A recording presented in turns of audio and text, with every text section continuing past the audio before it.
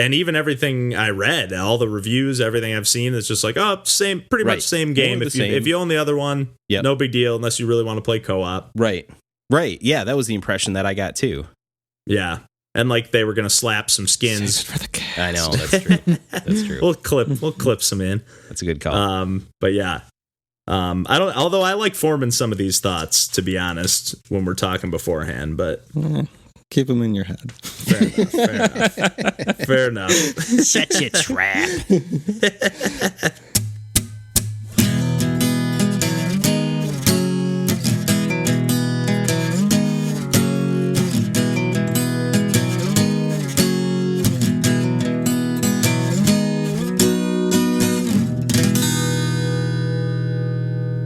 Hey everybody, welcome to Pursuing Pixels. My name's Kevin Portelli, and I'm here tonight with our hosts Randall Nollery. Hey everybody. And we're welcoming back DJ Mandolini. He is just temporary. Jeez. I had to kick John out, and DJ's back with us today. And it's time for our game of the month, which we've been playing through Katana Zero through the month of September. Yes, sir. And this is a game from Devolver Digital. If you're not familiar, did anybody catch the developer? It's because I know Devolver is not the developer. But I'm drawing a blank. ASCII Soft, that's right, yeah. And they, it's kind of like a 2D side-scrolling, fast-paced action game. It kind of like, to me, I hate doing like to just compare two games to make the new game, but like that's what it kind of reminded me of like vibes of like Super Meat Boy meets Mark of the Ninja, like the kind of fast-paced, bite-sized levels that are somewhat choreographed, like or even like a little bit of Hotline Miami vibes in there, like especially with thematically. Yep. But just like, but pretty intense violence, pretty gory. Yep. But just like a fast-paced action game that actually had a little more variety than I was expecting, and was pleased to see that this was like a nice, relatively short, bite-sized experience. 4 or 5 hours. I was able to play through the whole game. Just finished it up last night or 2 nights ago, I think. But really had a good time with this one, and I'm excited to dig into this game with you guys. Because I'm pretty mixed overall, I would say. I am too, and I don't know why. I am too, but it's because I'm terrible at this game. It just beat my ass over and over again. Okay, interesting. Because I mean, I have had a hard time. It's definitely not an easy game by any means, and this is like, so the main mechanics are like your 2D platforming, side-scrolling platforming, but you move pretty quickly. It's like more of like a fluid momentum that you have. You're not just like, it's not a one-to-one, like you move the joystick, you stop, like you kind of have like a momentum to your character. Definitely. And then you're able to hold down one of the triggers to go into bullet time or slow motion, and then you're able to I guess you can do this even when you're not in slow motion, but it allows you to more easily like deflect bullets that are shot at you. You're playing as like a swordsman with a katana. And you're able to deflect bullets back at the enemies, and they thankfully you don't have to aim them or anything. It seems like they deflect like right back at the enemy who shot them at you, right? Or you're able to do like a dodge roll essentially that I believe you're invulnerable while you're doing that roll, and then essentially you're just other than like slashing enemies, and you're able to do like a jump and like upward slash or downwards. I mean, you're really able to kind of like dice through enemies. Like if there's like 3 enemies standing near each other, I feel like if you do one slash, it'll just, as long as they don't have a shield or something, you're gonna wipe all of them out. Yeah, they're all like one hit, one kill. Yeah, but even like simultaneous kills almost if they're in the same vicinity. But that's basically it. And then I guess you can there's items. Also like, I was gonna say there's like statues or like sometimes like a butcher's like cleaver's knife, that you can pick up and throw. And again, those kind of have like a little bit of like a, not heat seeking, but like they're, kind of like an auto aim. Yeah, they tend to find their target when you throw them. Yeah, which feels great. I mean, you're able to really kind of not breeze through these levels. Like we said, they're pretty tough, but you're able to feel like you're breezing through them, on the time that you, that you are able to actually complete it. Yeah. It does encourage you to kind of move through it. I do like the way the enemies, like you can, in some instances, kind of take your time. There are like, kind of like like we mentioned Hotline Miami, there's like doors that, until you open them, the enemies aren't aware of that you're right next to them. So you can wait until the enemy's like right up next to the door and kind of slash through the door and kill them at the same time. but then obviously everyone in the other room. But they do a nice job of like, there is a time limit, although it never came into play for me. There's like a timer at the top of the screen that ticks down.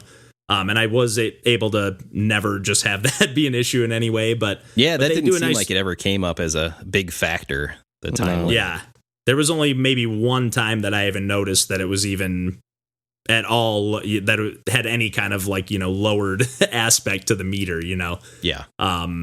But, they do a nice job of like the enemies just react to like hearing some noise or hearing some commotion or an enemy gets killed or some gunfire. They just kind of like not necessarily swarm directly to you, but they don't allow you to just kind of wait and slowly plot through these levels, both in the way that they're laid out and in the way that the enemies react. Right. But I don't know. There was a little more variety in this game that I expected. I know, DJ, you finished it as well.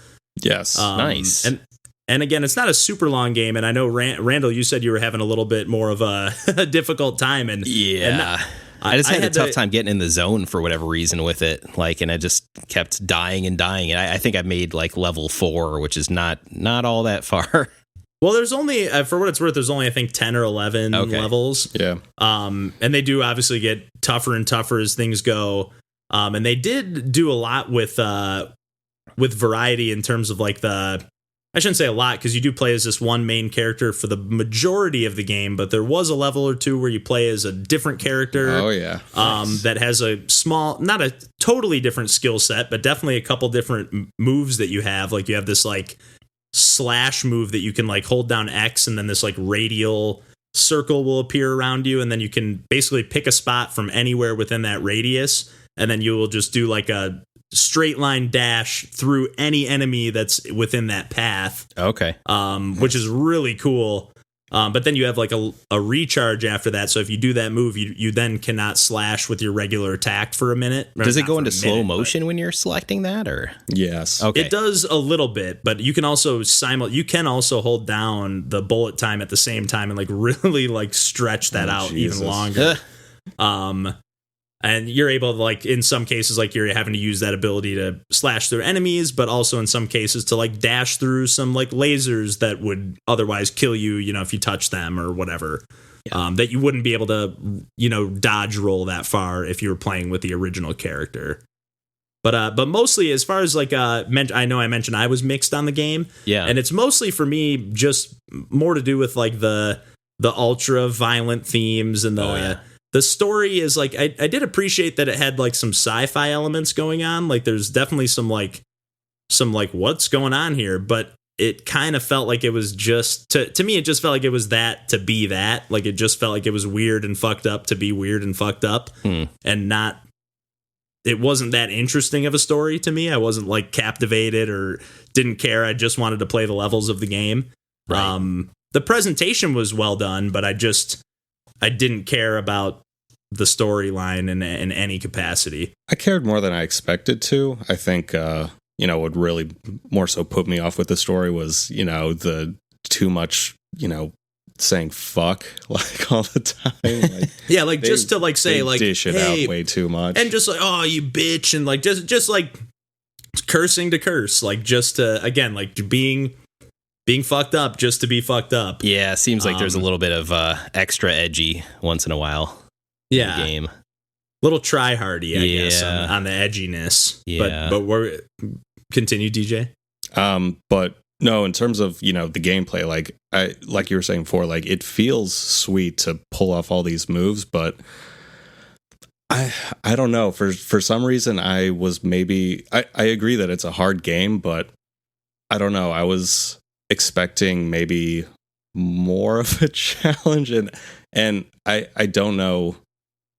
I don't know. Maybe we wanted to play the game differently.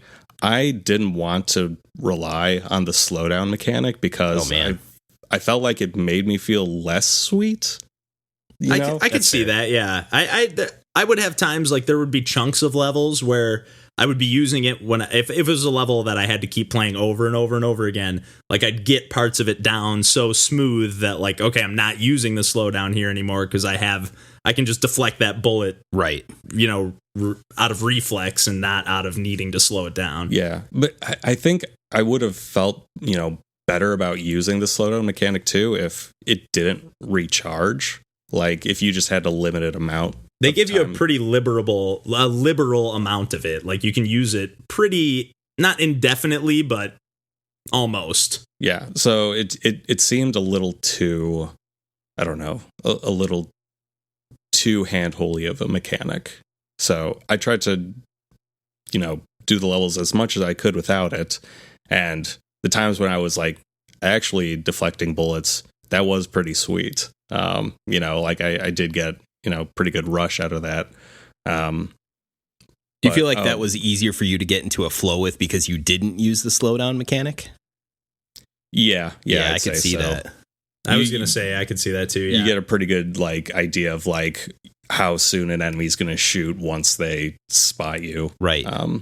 So I think another part of the game that we did mention is all the levels are framed as though you're planning out going through the room, and then once you have a successful run, you kind of watch it back, like the security tape, yeah, like a VHS tape, yeah, right. And so anytime that you had done the slowdown mechanic, like you're just viewing it in real time on the tape, so that does make it seem more sweet, but at the same time, for me, like trying to not rely on that mechanic, it just made that part of the game kind of pointless. It's just like, I don't need to see this again. And I tend to not to watch the replays anyway. I was just going to say, and I watched the first one or two, and then I couldn't care less about watching them because when the one thing is when you do watch the replay, it's all in like black and white and grainy, like you're watching it, like we said, like on a security tape or something. Right. But I prefer like the game. And I know I mentioned I wasn't crazy about like the tone as far as like the story or like themes of the game, but as far as like the visual presentation and like everything about like the VHS tapes, and like even when you go to pick the levels, like if you've quit out of the game and you go back to continue and you're picking your level, like you're picking the actual VHS tape, like It's really, really well done on the presentation, and like the music's I really like some of the songs get a little bit too like clubby and a little too like dancey for me, like a little too EDM, but I did really like the soundtrack for the most part. Yeah. And I loved how at the beginning of each stage, like you'd be booting up a new track. I was just going to say that cool. It looks like your character like pulls out like a cassette player or some kind of MP3 player or something. I don't know why I said MP3 player, but pulls out some kind of device and, boots it up. And it even says like the name of the song and the artist at the bottom left of the screen, which is a nice touch. I always appreciate that. Like that is especially if there's a way to do it and throw out some props to, hey, this is who made this song. Yep. I always appreciate that. In general, I think this game has very pretty pixel art, and I love the lighting effects. I've never seen lighting effects like this with pixel art as well as this is accomplished in this game. It's beautiful. Yeah, it's a really, really nice looking game. I think that's what probably caught all of our eyes. Yeah. Not to mention, like, we are all, maybe Randall and I, maybe a little bit more so, but I think I'm pretty comfortable saying that we're all pretty into these like 2D twitchy action platformers.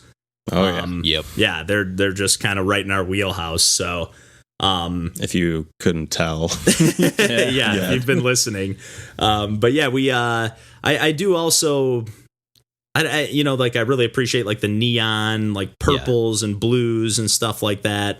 And I did appreciate the like variety of levels. There was some cool, like there was level that was like actually in a club and you're like carrying out these like assassination missions, and every time you're like checking back in with like your sort of psychiatrist or something, but you can tell something's up, and he's like giving you some kind of drug each time, injecting you with something. And I did appreciate, I did think it was cool, like the conversations, how you could cut them off. Like there's like a bar that scrolls across that's like the first chunk of it is red, and then it'll be white. And once it gets to the white chunk, then you can pick between like a number of options a lot of times in the conversations you're having. Right. But then in some of them, you can just like, if this psychiatrist keeps feeding you a bunch of shit, you can just kind of be like, hey, no, I want answers now. Or just give me my medicine and like leave me alone.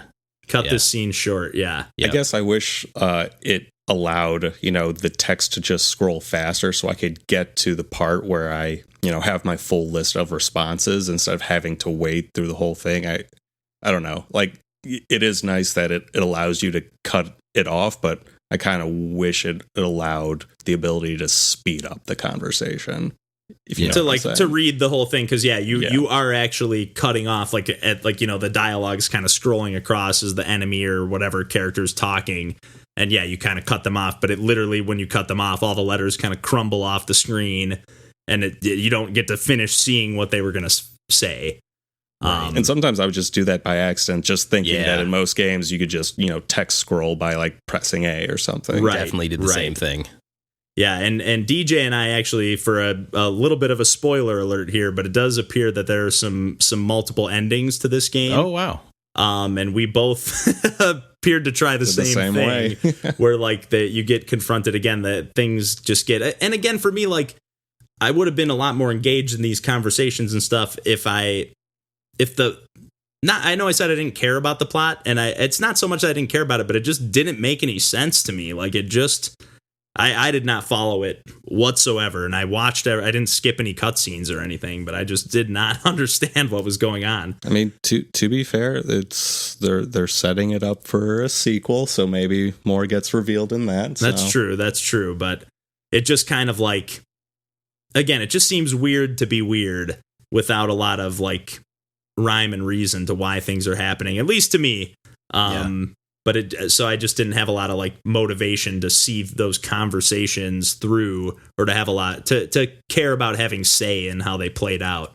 But we did end up like kind of choosing this path where you like essentially choose to die, and then you just die and it's game over. Oh boy. And then you're just able to start up and pick that same level again, and kind of start pretty much where you left off. But I was kind of thinking it was kind of interesting how that played out, I guess.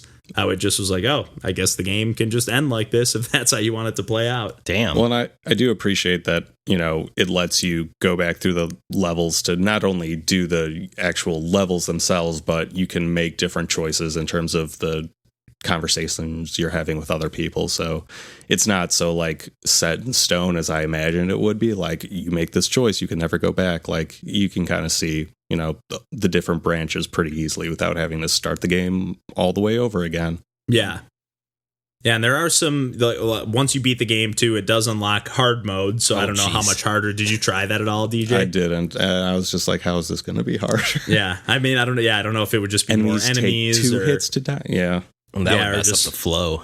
That would fuck everything. I would think it would less probably items just be available. Either more enemies or less items, or maybe a little bit of both. Less of the slowdown ability. That would make sense. Yeah, that would make a lot of sense, actually. Maybe that's what you needed to play, but it would have been nice to have access to that right from the get-go, too, to be like, okay, this, I'm a little ahead of the curve on the challenge on this, or I'm a little behind the curve. It'd be nice to maybe have some different difficulty settings here. I don't know. I always appreciate it when a game just boots itself up, and I don't have to worry, like, am I playing the appropriate way to go about this game? Yeah, I can't argue that. I do get paralyzed sometimes by that selection screen of like, what is the right way to play this game? Yeah, because especially with a lot of modern games, the normal mode is actually the easy mode in the way that they've set it up. Right. Especially with a lot of some of these like roguelike titles, like we were just talking about Bad North, which just got its new update, the Joe Ton update, finally. Heck yeah. I know we've talked that game to death on the podcast, but maybe we'll revisit it eventually here. Yeah. But I'm excited. It seems like they added quite a bit, but I don't even remember why I brought that game up. But because you're excited. Yeah, I guess so. Different difficulties. Yeah, the different, but hard seemed like you kind of fell into that hard mode as like, this is the way to play, and I don't disagree. Yeah, because the normal, it just has that slow escalation at the beginning. It just takes so long to get going, right? And hard just kind of actually starts from the get go. And now hard's even harder. Yeah, it's just, oh my god. Yeah, it was looking pretty tough. So I'm excited, but not to get sidetracked, But yeah, I mostly, I guess, I mostly come down mixed in the sense that like the gameplay that I played, I had a lot of fun playing this game, but I just feel like it didn't have enough there, and the stuff that was kind of thrown in between in the story, I just didn't care enough about. But I'm still curious to see more from this developer, but just kind of not sure. I'm not as stoked to know that there's like another sequel coming or DLC or something. I'd rather see potentially something new but because it's a very well made game. There's no denying that. Right. Both from like the visual presentation, the way it feels, the way it plays. But I think overall, I just come down pretty mixed on it. But I definitely had fun playing it. But what do you two think? I mean, I'm curious enough to see what any sequel or DLC would have to offer. I don't think I was as put off by the story or whatever as you were. I'm interested enough. I think that it definitely does ramp up in difficulty near the end. So if there's even some DLC that's like even harder or something like that, like I definitely want to see what those kind of challenges look like. So I'm still game. Still game for this. Yeah, I guess I am too. I suppose I ended up a little bit mixed just because I don't know, I didn't feel the momentum to keep kind of pushing through the difficulty or flow state stuff that I was having problems with. So, but yeah, I mean, there's a lot to like here too, and I really didn't mind the story elements. I liked that they were trying something different there. So yeah, I'd be willing to see a little bit more through, or I'd certainly be open to the idea of DLC if it came across. I know this is still a pretty recent release, so that's a possibility, I'm sure. They seem to hint at it a little, because you also, after you unlock hard mode, you unlock this like government lab. I forget what it's called exactly. I think it's just called government lab. Labs. And you go in there and there's like some kind of room that says like check back in a few months or something like that. Check back later. And then there also are like some kind of like, apparently in the levels, which I found none of them, but there's like key cards in some of the levels that you can find that then unlock different swords that you can use after you've beaten the game. Once you like, use the key cards in these doors in this government lab room. But I like I said, I didn't unlock any of that in the normal playthrough. And I play games pretty thoroughly. I've mentioned before, I don't always go for like the 100% completion anymore, but I'm definitely usually vetting the levels and really exploring and trying to see what the game has to offer for sure. So I definitely missed all of this stuff, so I don't know how hidden they are, but well, it wasn't totally obvious that there would be anything to collect, so that's true, yeah, because it is all about mostly like fast paced, just plowing through levels basically, which I guess I thought some of that was sort of weird too. There were some levels like, I guess it seems like it should be at least my type of game, and it just didn't feel like it. Right. Yeah. I'm surprised you didn't feel the challenge. I am surprised on that, because I thought it was tough. It's not that I didn't think it, wasn't tough, but it never felt like holy shit, am I going to even be able to beat this? Like, you guys make me feel like a stupid baby that can't play video games. It's like, yeah, we both beat it. I mean, it was kind of hard, but not really. I mean, I don't disagree with you, Randall. Like, I definitely, I know what you mean about like getting in the groove or getting in the zone. Like, that was my problem, really had honestly. I definitely had to remap some of the buttons and change some of the controls to feel a little more natural for me. Interesting. But, yeah. I mean, there were definitely like tons of levels where I had to like, do over and over and over certain screens, but like, it's still never, I don't know, hit me as being like, I don't know. I guess that's what killed my momentum is that I had to do levels over and over, that it was one hit kill. I was like, I don't know. I'm used to more forgiving games now, I guess, or something. I don't know. Yeah. That does seem to be what I default to, is like something with a little more of like a leisurely pace. Yeah. Give me a little life bar at least. Let me take 2 hits or something. I don't know. Yeah. Well, anyways, speaking of games with a little bit more of a leisurely pace, why don't we talk about some Untitled Goose Game? And I guess we can go right back to our roots, to our very first episode here, because this game is getting compared to Hitman. Oh yeah, pretty frequently, which is hilarious, but it's also true. Hilarious and pretty true. I mean, yes. In the lightest sense of the phrase or whatever, or of the term, at least to me, I'm not getting that depth quite in the little bit I've played. I've played maybe the first like kind of, I wouldn't call them levels, but they're kind of set up as like little vignettes. But they're all kind of interconnected, which is really cool. Yeah. I really like, this is another game with just really great presentation. It's got a really simple low poly, or I don't even know if it's low poly, but just that like cell shaded, like really crisp. Yeah. No outlines. Yeah, I think that's the right way to talk about it.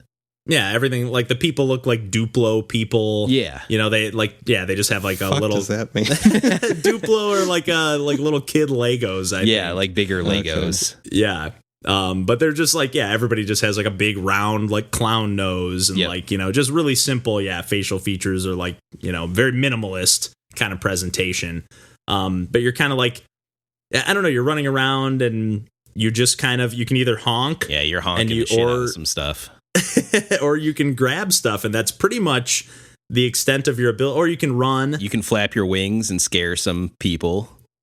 Or you can like duck, I guess. You can kind of like duck your head down to grab stuff that's lower, or like duck under like a little hide fence or something, or hide under like some tall grass or something like that. But like, so the first little vignette, you kind of like, you know, you swim up from the water and you just kind of roll up on this little garden, and there's a little, you know, garden keeper, and you just have to like, and you're locked out, and you have to basically like cause a distraction to get them to let you into the garden, and then you have to you have a checklist, and it's really great. It's like a little notebook that like as you do things that like literally you hear the pencil like sliding across the page and crossing things off as you do them, which is really that nice is a really touch. cool effect. Yeah, and it has a little bit of that like Ape Out feel to it, where you're like the music kind of coincides with what's going on in the game. Like if you're running, it kind of like piano kind of scampers along. It's not as like bombastic as Ape Out. You know, it doesn't have like the big crash hits as you're slamming enemies into the wall. But it's, you know, as you're running around, or if you're causing a little commotion, the music picks up a little bit. Now I want to see the goose and Ape Out. That actually sounds pretty good. Yeah, just start or just give you some of those Ape Out abilities in Goose Game. Oh jeez. that would get a little intense, I think. This game's a little too wholesome for that. Yeah. I think this game's a little too wholesome for that. Yeah. And that's part of the appeal for this game. Like we were talking to John, he was texting us in our little group thread here, and he was saying his fiance Lauren was like, as soon as he booted up the game, you know, she's like, I want to be the goose. I want to play like it. And she's someone who doesn't play a ton of games. Right. But yet still was just like instantly drawn to this game. And it is one of those games that just has that appeal and seems to be like a really fun game. I've only played it here by myself, but it seems like it would definitely be a game that like I'm almost kind of saving more of it for like, I want to play this when some people are here. So we can pass the controller around and just kind of see how we can poke and prod at all the different systems in this game. Yeah, it seems like it would maybe have a similar appeal that Goat Simulator does. Is that accurate? Kind of, but I don't know. I guess I don't know enough about Goat Simulator, but it seems like there's maybe a little more structure to the game in this, like where you do have like these missions and some that are actually pretty difficult even in this first little section. Like one of the missions is that you have to get the groundskeeper to like, he's wearing like a little cap. Yeah. And he also has like a sun hat that's sitting on top of, or like hanging on the door, that you have to get him to wear, but he'll only wear it if you steal his hat. But I mean, he'll like, I took the hat at one point and was able to get it from him and like run into the like little river stream or whatever and swim in it. And he came and got it. Oh no. He got it out of the lake. So I had to like, I had to get it from him and like, in a way where he was like, and like after I was able to get him to fall on the ground, take his hat, run away and like throw it in his little like cabbage patch area or his little like plant area under, but before he saw me put it there, you know, so he didn't know where to look. So is it more like stealthy or problem solving? Like I haven't played this game. All of the above, I would say. Yeah, and I would say it leans maybe a little more puzzly in the sense that like you don't have like the tools and skill sets and abilities that you have when you're playing Hitman or something like that, where you can't like you do really have to kind of like run and start honking and kind of cause a commotion to like you're more like causing a distraction of some kind to then allow you to do something. But some of these, like now that I've gotten into the second area or second little vignette, like some of these I just have no, like one of the tasks you have to complete is it just says break the broom. Yeah. I just have no idea how to do that. Like I don't see anything.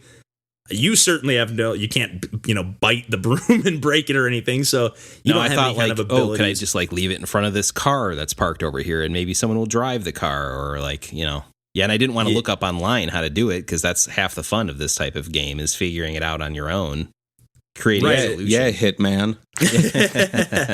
It is. It's mechanics heavy. I mean, it's not as mechanics heavy as Hitman is. You don't have that many options, but like that's the core of the gameplay loop here. Yeah, it's definitely taking that as like an inspiration and really running with it. You know, it's not just like a joke game, I guess. You know, it on paper, I could see this kind of sounding like, oh, it's like a novelty. Right. Like you play it for 5 minutes and you get it and that's it.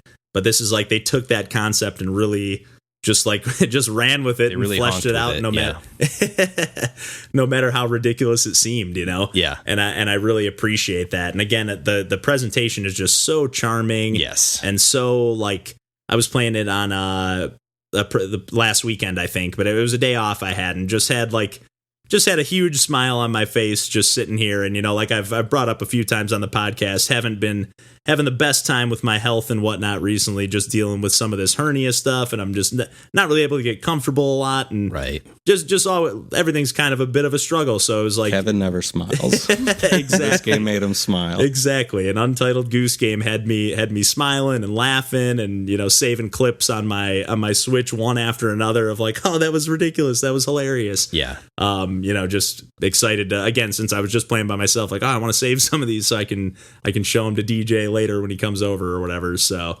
yeah, just having a lot of fun with this and excited to play some more and have this on the back burner as like when people are over, this will be a fun game to pop on. It's so much fun to watch, and it takes it very nice, as we say. So. Yeah, were you able to play with Tina at all? Yeah. Or were you just playing solo? No, yeah, I was definitely Tina was definitely watching me play most of this game when I was playing it. So, and that's a lot of fun too. And then she'll have different insights, like, oh, try this, like, go turn on that water spout, or like try to steal. Oh, that looks like the storekeep person walks around here and kind of walks away for a second, and maybe at that point you could grab the broom or whatever, you know. So it's a lot of fun for that perspective too, I think. How do you feel about that kind of interaction when you're doing a puzzle game? Like, do you ever get frustrated? Like, oh man, like I wanted to figure that out on my own, or you know, or is the collaboration like, you know, more fun for you? I definitely lean towards the collaboration side of it personally with stuff like that. And half the time it's something that I didn't see, or it's like confirming what I was thinking too. And yeah, let's try that out. So yeah, it doesn't bother me too much. It goes both ways for me. Yeah, like it depends on the game. like you, Randall. Yeah, because there's times when it's like I want to solve the puzzle, or like I haven't beaten the game if I didn't beat it myself or whatever. And like if someone like yells out the answer, it's just like I just get so mad at myself. Like, oh, I should have figured that out.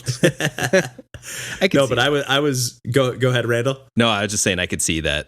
Yeah, I was gonna say I could see that on your end. Like it does seem like the perfect game for like, even if you're not the one necessarily holding the controller, it still might be fun to like because of how, like, you know, again, we've talked about the presentation, but just the way things interact and the way things are a little bit unpredictable, and the way things are, you know, when you're just running around and honking at people, you never know how they're going to react. So, you know what I'll say? I think that's a good point. I think the whimsy of this game keeps a lot of that feeling at bay too, or like it's just like a fun, open-ended kind of goofy experience, where compared to something like, I don't know, like a Zelda game or like a hardcore puzzle game, that's something I feel like I want to figure this out, and like I want to ruminate about this for a second.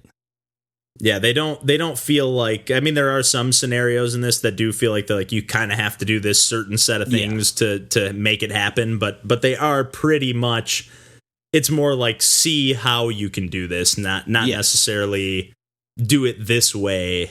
You know what I'm saying? Yes. Or does that make sense? Oh yeah, that's why it's getting all the Hitman comparisons. That's why. Right. Without any of the, although Hitman's pretty tame on not tame on the violence. You're killing people left and right, but I mean, it's like, it's not super gory or anything bloody, like that. Yeah. No, I'm saying having different options in a scenario of how you can solve a puzzle. Right. Yeah, I do appreciate that. And again, it's nice in this game because you can just kind of even stumble onto the solution. There were times where I was just kind of running around trying to do one thing, and then it ended up luring this other character over. And I'm like, okay, I guess I have an opening to do that now. Right. I'll run over there and grab the broom and see what I can do with that. Steal that poor kid's glasses and scare him into the booth. Lock him in the phone booth. Start honking on the TV. Yeah. So this game's a ton of fun and seems to be not just capturing our attention, but pretty much everybody's. It's universal. Yeah. Yeah. And even people who don't like video games, which is always pretty cool to see, people who don't always have their eyes on this kind of stuff actually checking in on the indie game community. People are just like, what? You can play a game as a goose? Like it's always kind of nice to see. So Universal Goose Game. Nice. Well, from one new game to another, I know, Randall, you've been playing some Sayonara Wild Hearts, which I have. I pretty much, other than seeing a screenshot on my Switch, like I saw it pop up on the eShop, and I was like, whoa, this game looks super cool. Yes. And that's pretty much all I know about it. Other than also I know it was part of the Apple Arcade, which just launched like last week or so. Right. But why don't you fill us in on that? Sayonara Wild Hearts, guys. I've been having a great time. So it takes only about a couple hours to see through. And the way it's presented, it's basically it's an album. It's 23 songs that are presented as levels, essentially. But it's presented first as an album and second as a video game, I would say. And I think that's the right way to approach it. It's like, I don't know, it's more like an audio-visual experience almost, more than it is just strictly a video game. Is it all from one artist? Like this is all one artist's music? Yep. Awesome. To my understanding, yes. Awesome. Yeah, I think this developer, Simigo, also developed all the, or did all, developed all the music. They developed all the music. Yeah. They programmed it all. Yeah, they programmed all the music. But the way that it is interactive as a video game is that like you'll start the game. It kind of does this little prelude to kind of set up that you're this lady. It kind of alludes to maybe a relationship breakup type of scenario, and then it immediately drops you into this kind of dream world state where you start going into a music track, and everything's really neon and just like atmospheric and dreamy and fast. There's a lot of kind of Twitch gameplay where you're just trying to pick up these hearts, and everything's kind of scrolling generally like an auto runner or like an arcade level. It tries to switch up the gameplay each song or level to kind of keep things fresh, but generally what you're doing is playing through this song, collecting these hearts, kind of following these patterns, and seeing the song or level through. And you can mess up. It's not that easy to mess up and stop the song where you kind of restart, but it is possible. So that's where a lot of the tension comes in when you're playing it, is making sure you don't miss that turn and have to restart a section, which restarts that part of the song and kind of cuts up the flow of it. But at its best, it feels kind of like a Rez experience, if you guys have played that at all. Just a little bit, yeah. So I was just gonna ask. So this is like kind of like a 3D, like you're kind of like, I know you said auto runner, but you're kind of like running forward as you are in Rez, like moving forward, like into the horizon, essentially. Most of the time, yes, but it plays with the different perspectives and gameplay that way as well. Where sometimes it'll change where, in one level you're kind of looking into the goggles of another player, which is a play screen that turns into kind of like a little asteroids game where you're collecting hearts there and avoiding things. Or you turn into like in one level you turn into like this elk creature that's like going in this forest. Like it's changing up the perspective and the gameplay pretty consistently to kind of match the theme and the rhythm of each song. It's kind of hard to explain that way, honestly. But yeah, it's not just one gameplay style, but the prevailing main gameplay style is kind of 3D, third person, moving very quickly into the distance, collecting hearts to kind of keep the song moving as you're experiencing things. Nice. Now, I know one of the things I was reading was like once you finish the game, there were like a couple of like longer, like harder levels or something like that. Maybe not even necessarily harder, but I was just reading somebody talking about where like after you finish the game, you're then able to play like those original like 23 levels like all in one chunk. They call that like the arcade mode. And yeah, so each level in the regular mode, you're getting the beginning with that story. And as you complete each song, it gives you a rank, either bronze, silver, or gold, or no rank. There was one time that I got no rank, but it's kind of hard to get no rank. It's generally collecting a minimum amount of hearts to give you a high score that puts you in one of those thresholds. I'd say most of the time I got bronze, just because I was just more kind of taking the game in, which is kind of cool. Like, even though it's fast paced, your eye is kind of able to unfocus a little bit and kind of take the whole visual presentation and audio presentation in at the same time. But so, in the regular mode, at the end, you're getting those scores, and then it jumps into the next level with a little cutscene. But in the arcade mode, you don't get those, ranks and scores kind of broken out with each song. It just kind of keeps flowing as if you're listening to the album on vinyl or whatever. Okay. Which is nice. That's super cool. Yeah. Yeah. So I played about halfway through that, the arcade mode after I'd beat the game and saw that through. So it's kind of cool for that perspective, because it's nice to chase the high scores, but I'm not really playing it for that reason necessarily. I want to just kind of see the album through, because the music's good. It's like a pop album set in, I'd say, the 80s. Everything kind of has this like 80s retro future look and feel and sound to it, I would say. Okay. A lot of neon, a lot of like pinks and purples. And again, kind of minimalist, but there's some cool backgrounds, and like I said, there's so many changes up to themes and visuals that it just kind of keeps you moving forward with that sense of momentum and kind of wanting to see what's next. And this is a game that, even though you can see the whole thing through in a couple hours, I wanted to immediately after I beat it, I started it over again. And then in the next few days, I kept finding myself just booting it up. Tina and I would sit on the couch and just kind of play through a few songs just because it's so like engrossing. So I ended up buying the vinyl is available for pre-order, so I grabbed that too, just because I was so into this game. Nice. Yeah, that's awesome. That's actually really cool that they're doing that on vinyl too. Oh, yeah. So like a part of me is bummed that this came out basically at the same time as Untitled Goose Game, because I feel like it kind of stole its thunder a little bit. Sayonara Wild Hearts is really great, I think, and not like a lot of other things on the market, and I think it deserves a little bit more attention than it's got so far.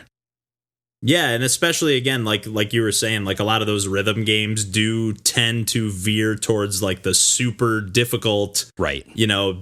Precision controls, and like even I don't know if we even talked about this on the podcast, but we've definitely talked about it just amongst ourselves before. But like Thumper and stuff like that, like it's just like those are so based on like pixel perfect timing, right, and stuff like that. It's kind of nice to know that like it, because I did like in some of these screenshots, like it looks super intense. You see that it looks like there's a ton of stuff going on. Like you said, the visuals are pretty arresting. Yeah. But it's nice to know that like even though you can enjoy a crazy visual experience like that, but not have to have some crazy mechanics that go along with it. Right. And you can just kind of like play something that's engaging enough to be engaged in, I guess, but not that you have to, be on the edge of your seat and not be able to enjoy the music while you're playing, right? Because all you're focused on is making the right movement at the right time. And and I will say, that being said, the latter half levels do get a little bit more difficult that way, and you do get into,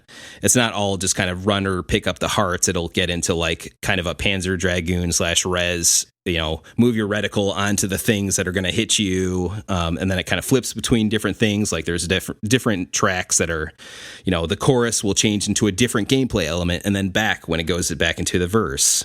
So it does a lot of really cool things that way. But generally speaking, yeah, it's more forgiving than a Thumper or even a Res that way. It wants you to see the game through and experience the whole audiovisual presentation that it has to offer.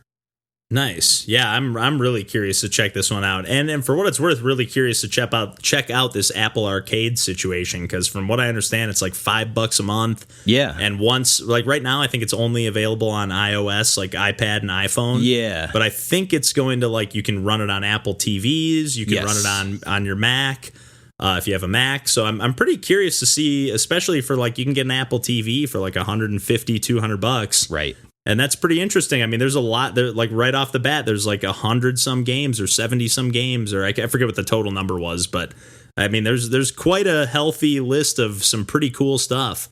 Pretty interesting type of format for selling games, that subscription model that way. I think that's potentially compelling with that list of games too.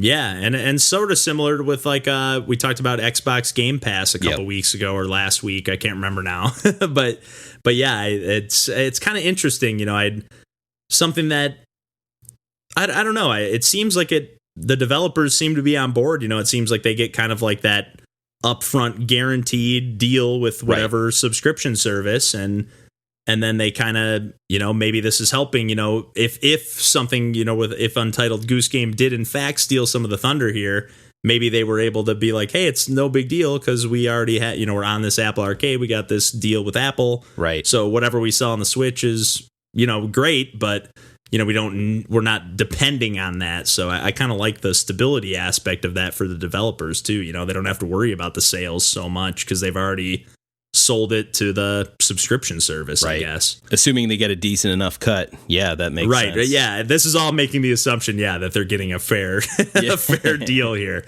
But again, I'm assuming if they're signing on for it, you know, but again, who knows if they're getting taken advantage of here, but we're certainly not ones to speculate. So I like to speculate.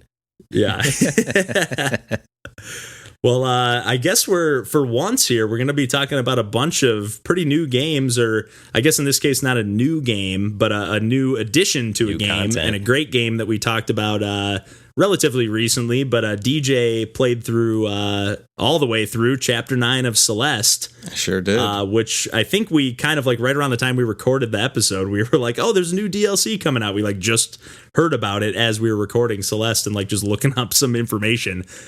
So pretty excited to see that this just kind of came out of nowhere, and excited to hear your thoughts, DJ. Yeah, I mean, you know, I was first of all taken aback by how much content is in this chapter. Like, I was, you know, expecting maybe a couple hours more of, you know, gameplay, but this is like at least another half of Celeste. Jesus, like, really?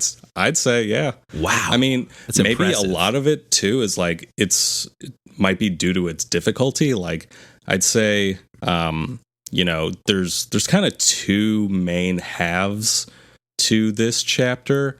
I'd say the first half stays within, you know, your A side to B side range difficulty that, you know, you see throughout the rest of the game. And I'd say the second half goes between like B side and C side difficulty. Yeah, DJ showed me a clip like when he first got here at the very end of the game, and I was just like, oh my god. The last screen is like getting through the screen takes about 2 minutes. Of no hits, and obviously we know how Celeste is. Like, certainly not Sayonara Wild Hearts. No, you know, it's like more like no I room. want to be the guy territory. Yeah, no room for error. Right. And this is like, we're talking like a lot of interacting parts here. Like, there's some new. Well, why don't you? Because there's some like pretty cool. I watched you play a little bit as well, and there's a bunch of new like level design aspects. Huh. Yeah, so like in terms of level design, there's you know, there are these puffer fish that now you can, you know, bounce on, or if you know, ram right into them, they'll send you flying and give you your boost back. So those are incorporated throughout the levels. The levels are kind of put into this kind of dream world that is pretty space themed. You're like in space, but also like underwater-ish. Like, there's a lot of water themed things, but also space-ish from the little bit I saw. It becomes pretty apparent, so I, you know, don't mind giving this spoiler, but the chapter takes place inside of a dream. So are there story elements that kind of frame that out too? Yes. Oh, wow. Yes. So and maybe I don't want to spoil those because, I've said that, like, in the past, I had an emotional connection with this game in the past. So I'd rather, if it were me, I'd rather experience that all firsthand on my own. But, Sure.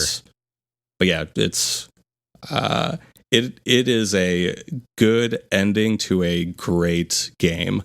Wow. But, back to the level design, there's now, these, jellyfish that you can, hold on to, and they kind of help you glide slowly through the level, and they can be taken different directions based on which way wind is going and all that stuff. So They're almost like umbrellas, like they help you like float down slower. right. But in addition to those kind of parts of the levels that have been updated, there's a mechanic that I guess has always been in the game, but was either never intended originally, or it was just such a unique or hard to pull off mechanic that there weren't like challenges designed around utilizing this mechanic. Yeah, so late in the end of Celeste, they give you kind of like a floor dash mechanic. So it kind of gives you a long jump if you dash diagonally into the ground, and but Right. they add wave dashing, which is kind of like that, but you have to incorporate a jump like immediately right after, and it gives you your dash back. Oh, jeez. So So the second half of Chapter 9 is heavily based around that mechanic. And because that mechanic is, it can be really tight to pull off, that I think is a big factor in why I'd say there's just, time-wise, it becomes almost another half game or so. Right.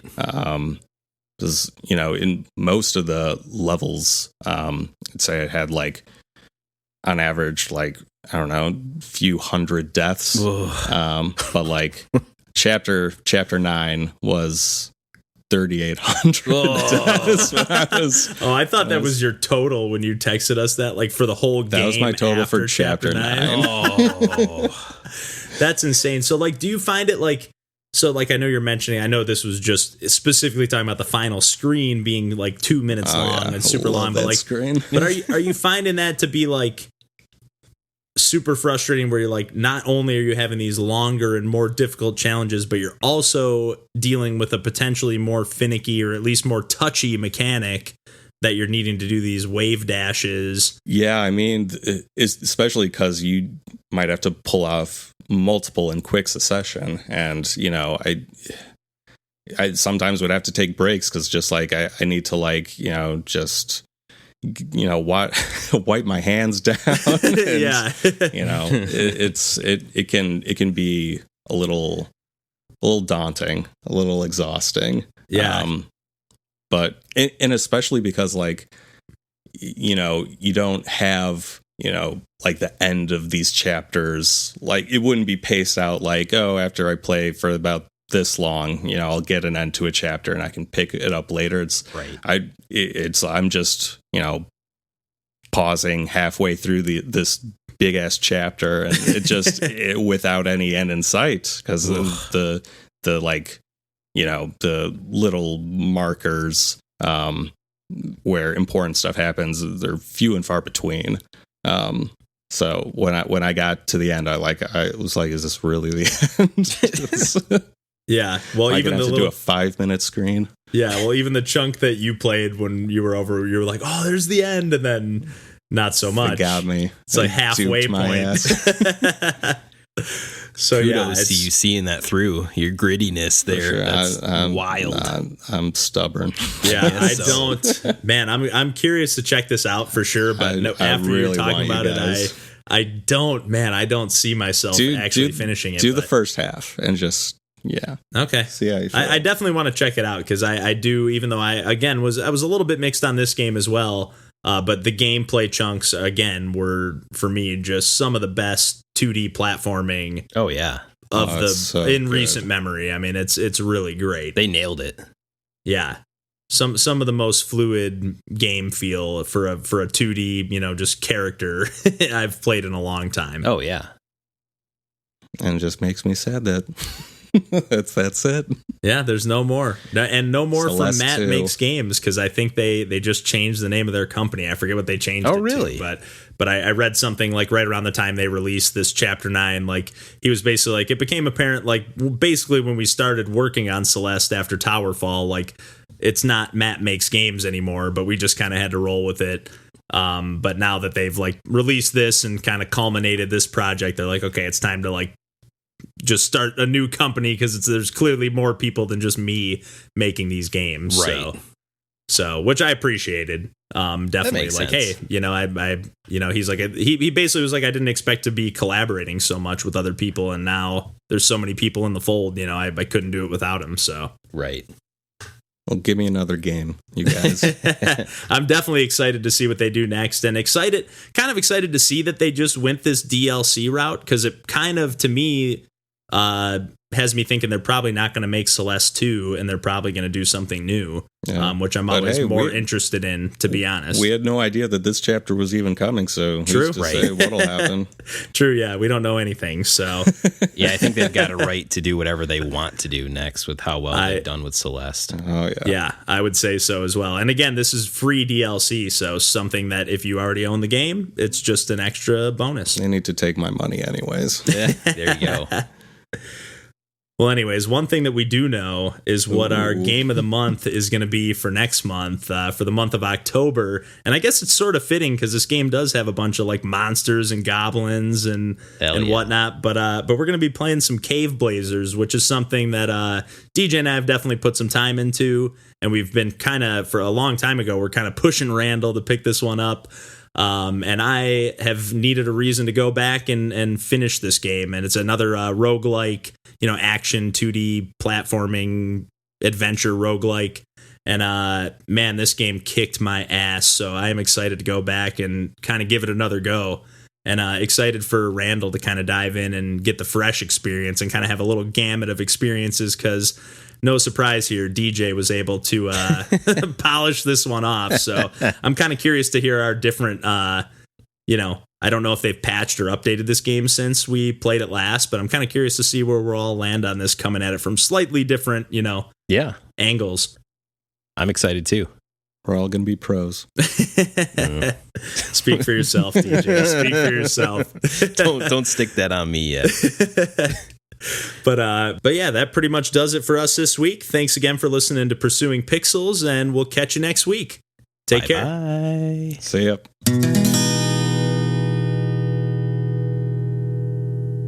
God, no, I gotta redo that. I just lost my. You were going so well. I know, that was pretty smooth for a sec. All right, let me just start this ending. There's here. been this crazy bug on my microphone the whole time too, so I don't mind this. Nice. I don't know where it went now. What kind of bug? Like I with don't know. wings or a spider? It looks like an ant, but like on steroids with like weird wings. So yeah.